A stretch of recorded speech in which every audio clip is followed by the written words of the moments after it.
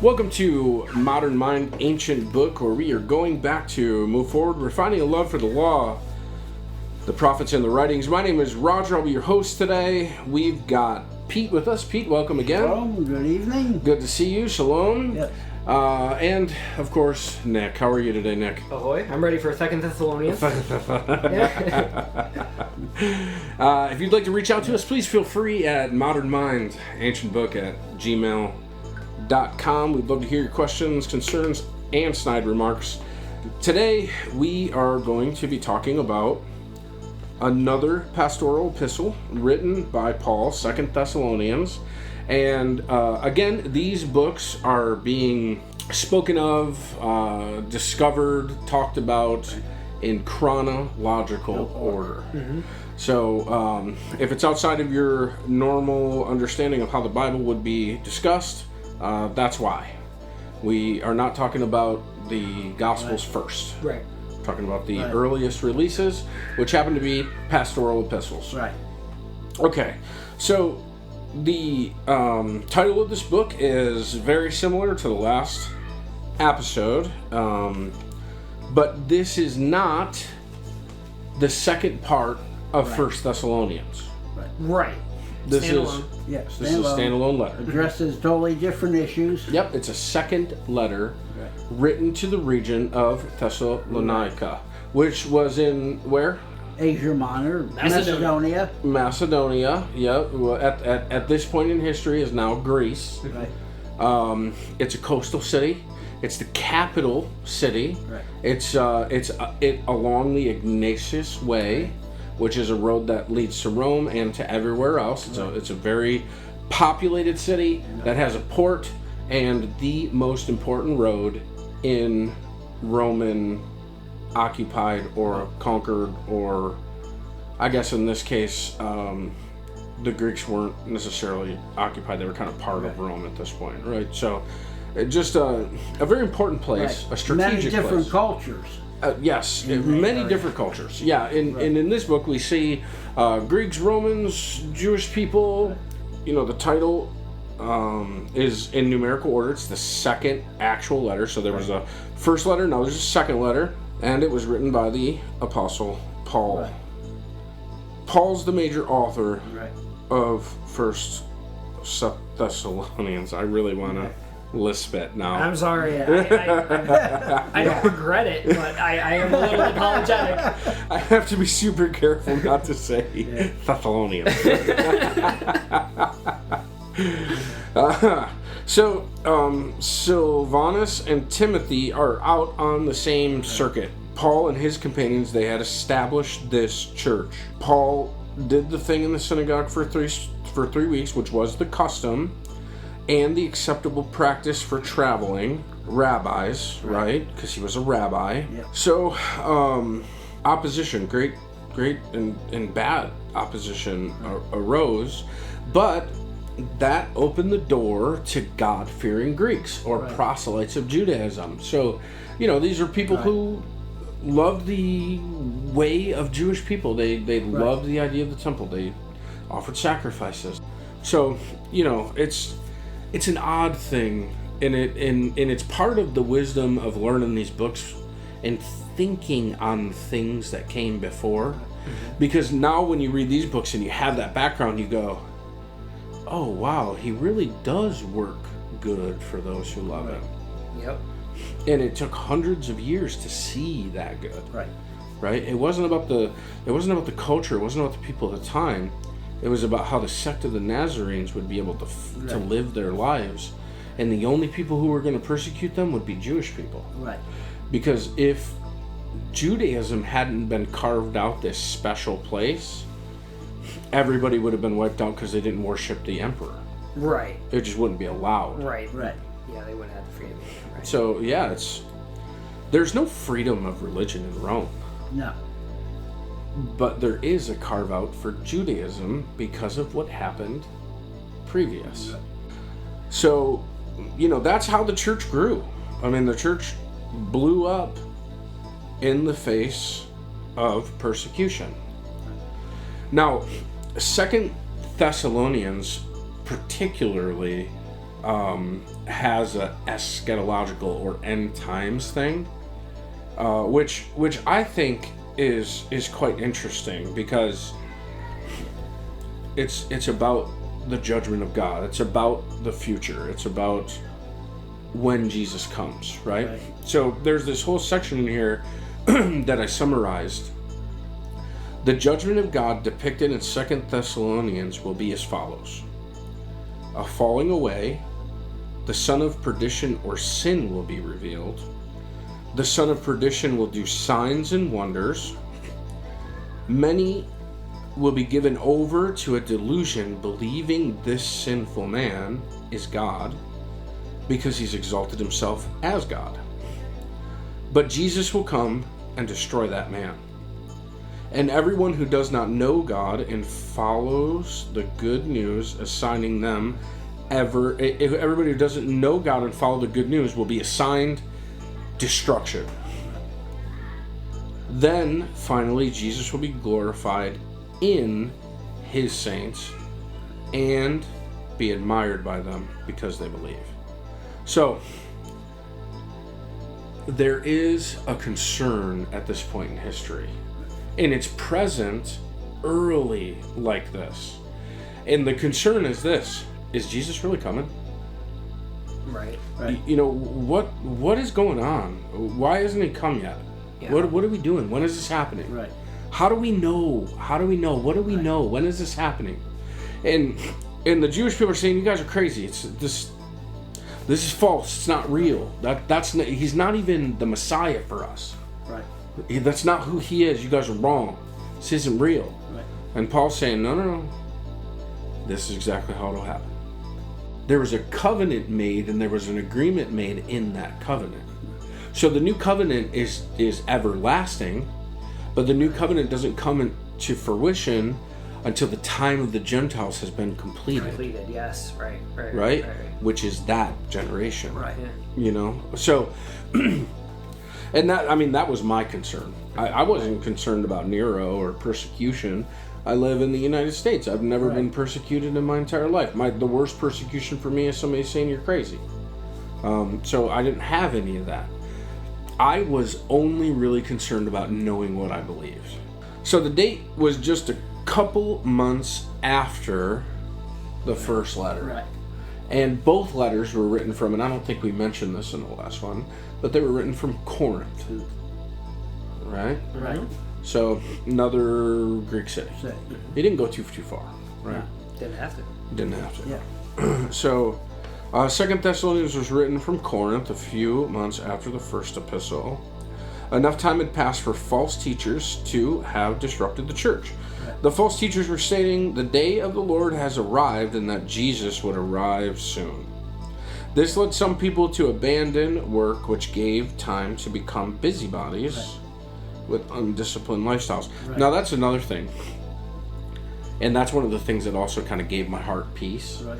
Is that Paul was teaching that, no, it's not that soon. Yeah. You know, you guys go back to work, right? Like you can't give up in like that immediate ascetic extreme response that you know people can be like prone to, right? I mean, Pete, in your years of ministry, have you met somebody who became just so righteous all of a sudden that they just were no earthly good? Yeah. And that's definitely. Yeah, that's kind of what was happening, right? And I actually had a fair amount of that tendency at the start. I wanted to just escape the world, and I wanted to just throw off everything, and I didn't want to continue in the system. Right. And then as it dawned, it finally landed that like Paul was a tent maker. Right. Jesus was a carpenter. Yeah. And it landed on me. It's like it's not that extreme, Roger. Right. You still have to make your way in the world. Right. This is a gift to you. And I think that's also part, I think, of what is lacking in a lot of ministries is that we don't have this. We have a divide between the spiritual and the physical. Right. But there was never that divide. It just wasn't there. And that divide wants to make you crazy. It wants to Right. make you overreact. Whereas if you didn't have that divide, then your father would say, love God and do good. Yeah. Love God and go to work. Love God and marry your wife. Love God and Right. enjoy wine. Love God and walk about the ways and talk with your friends. Right. And you know, when you separate those things out, when you say love God and the world is evil, right? Then you go, well, the only way for me to love God is to leave the world, which is what we see in a lot of ascetic traditions. Yeah. They've lost that reality is Right. real. The Catholic Church won't let you marry, but that's not a biblical command. Right. Right. So it's just an odd dichotomy that's not biblical, Right. right? Yeah. You don't have to leave the world. You have to live in it and be a Right. good witness in it to change the minds of people, to influence the world Right. around us, to raise our children up to do the same thing. Right. Our friends in our family should say, God is pretty attractive. Right. Because, man, he lives a great life. Right. Not, he's so weird, you know? Yeah, you don't want to be like the Right. cult that decided they were going to force Jesus to come back by not Right. reproducing. Yeah. Did that happen? That really Yeah. happened, but as you can imagine, they didn't last long It because didn't the work. only way Yeah. to make converts and Right.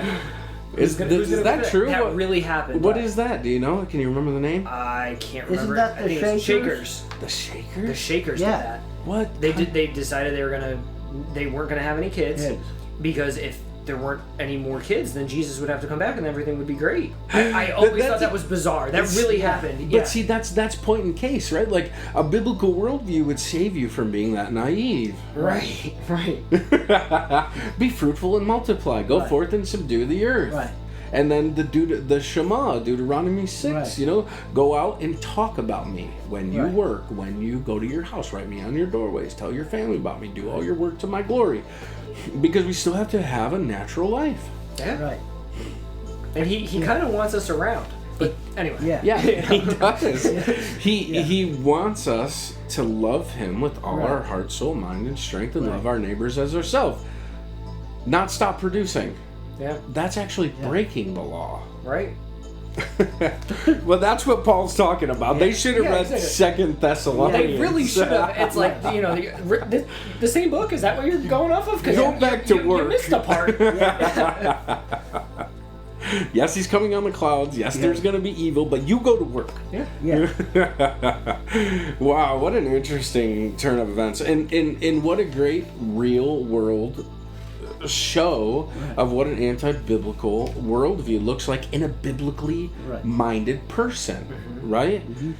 That blows my mind. It does, but I mean, there's all kinds of blindness. I know. Right. You can't think that we're not susceptible to it. Oh, you have to dig in, like we're saying, and understand this stuff because we're seeing through what they fell for. That's right. But Right. what am I falling for? Right. You know? Well, we've fallen for the Shabbat, that Sabbath doesn't mean anything. That's one. We've fallen that the biblical holidays don't mean Right. anything. We've fallen that we should eat ham on the day that the King of the Jews resurrects. I mean, I don't even know what to say about that. Yeah. I have a hard time with that because I know that Antiochus Epiphanes said just eat a little ham Right. and you'll be okay. And if you didn't, he would flay you and pike you and Right. cut your arms off. I mean, oh my gosh, that one's hard for me. You know, we've fallen for, you don't necessarily have to read the Bible as much as you have to just be a good person. Right. Yeah. We've fallen Right. for make a simple confession and Right. just live how you want to. Yeah. I mean, Go through these people. yeah, and we've they fallen are- for the idea of repentance. Repent. To what? Okay. What should I do? Stop. You drink. Stop drinking. Right. Okay. Great. Well, I thought Jesus drank wine. Well, don't be drunk. Right. Well, I thought I should stop drinking. What am I repenting to? You know? Yeah. I mean, we're very undefined. Yeah. And it's, I don't even see any of it as a burden. I think it's all wisdom. And I think it's something that once you become comfortable with it, then you practice it. Right. If you're not comfortable with it, don't do it. Right. You got room. Because Jesus is grace. So we figure it out. We pray. A lot of prayer. We do a lot of study. And then we just go, oh, well, Jesus, I think you were this way. And you know what? I've never been that way. What do I do with it? Yeah. And then eventually you find out that he will answer that question. And then from there you do what you were previously uncomfortable with, but now you're comfortable. And you start teaching people and leaving that way and living that way. And it's not about disappearing. It's not about being ascetic. Like Paul is absolutely arguing in this particular document. It's about living to the glory of God with all your heart, soul, mind, and strength, and loving your neighbor as yourself, just like Jesus in the real secular world. In the real secular world. You go to the church to meet together with the saints, and then you go out into the world and you tell them about what it's like to live as a saint with the saints, but not as like a weirdo. You know, you can't be super aggressive and strange and violent-minded toward people who are sinful, right? Like, or empty-minded to the world. Or empty-minded to the world. Yeah, you got to live in it. Sometimes you just got to play the game, right? You know, a lot of us work in places where you have to be careful, right? You know, like wise as a serpent about how you talk and what you do. Right. But that doesn't mean you don't witness and things in there. It just means you have to figure out how to do it. Right. But you also have to go to that job. And if you're not happy there, don't leave it because God's not there and then not have any money to support your life. Right. Stay there until God gives you the new thing. But all of our examples point to that. David strategized, Jesus strategized, Paul strategized. Very wise. Yeah. Very wise and very deliberate people. Yeah. Yeah, Jesus was by far the most deliberate. Yeah. Yes, I grouped him in with the others as if it's not an even playing field, but you know what I meant. Yeah. Well, it's exactly the same, and it's also not. You know, because I mean, he like fulfilled prophecies by saying, "Go get this donkey that has, you know, that has not been, or the colt or whatever, that has not been ridden. It's been tied up. If you say the Lord needs it, then He's going to understand." Now, part of that is the movement of the Spirit, but also part of that is just the fame of Jesus. Right. So he was doing a thing. And he strategized his way through it, right? But Jesus is not like that, because before Abraham was, I am. Right. He was strategizing from creation. Yeah. Which is, wow. Talk about longing. Yeah. Yeah. So enough harping on that, but you know, be normal people, right? Like, don't give up work. Don't focus on eschatology. Don't be afraid of the world. Don't listen to the media. Don't say Thessalonians. Don't say Thessalonians. Because you'll do it forever after that. Like, you will literally have to do it. You have to think about it. So, yeah, like, love God with all your heart, soul, mind, and strength. But do it reasonably. Do everything to the glory of God. I mean, in all reality, when Jesus comes, we're not going to miss it. No. Yeah. Yeah, we're going to get it all figured out. Let's take care of our kids and our families. So the date is about 51 AD. Pete, the recipients on this one? It goes to Thessalonians. That's who it's addressed to. Are the recipients, again, in Macedonia, a Greek port city. Lots of different cultures in the area. It wasn't written to any one particular group as far as previous culture. Yeah, whoever was in the church. Whoever was in the church, essentially. A lot of them were proselyte Gentile people, you know, because the Jewish people had a hard time because of the temple authorities allowing this Nazarene sect to become a thing. Nick, how do you want to read it? You want to read it like the church, your church, has been under intense persecution from the outside, so that came on pretty quickly too. It seems as quickly as they blossomed, the false teachers swooped in and started stirring up trouble. So you're wondering when the Lord is going to do something about it to deliver you. Right. And what good can come of this? So that's where all of these questions come in, and why Paul has to write. Yeah, is Jesus coming soon to save us from this? All very reasonable questions based on what they were going through at the time, because things don't make sense, and you want to refute the people who are telling you that the day has already come, and the people who are saying it's not true at all. Yeah. You've experienced this, you know it to be true. Right. The Jewish leaders were telling them that this is all false. Yeah. Right. And so Paul has to do some reasoning. Yeah. Right. To try to deal with this, because they are looking for their way out, crying out to God whenever we get they're concerned about end times. They don't know where they are. They just know Jesus said He's coming soon. Right. And this is hard. Yeah. Yeah. And then on the lighter note, just the living your life being in the world part, they want to know how Paul and Silvanus and Timothy are doing because they know these guys. Right. And they spend some time together. Should we quit working? Right. Yeah. Right. What are you guys doing? Yeah. Where have you been? Are you coming back? Right. Yeah.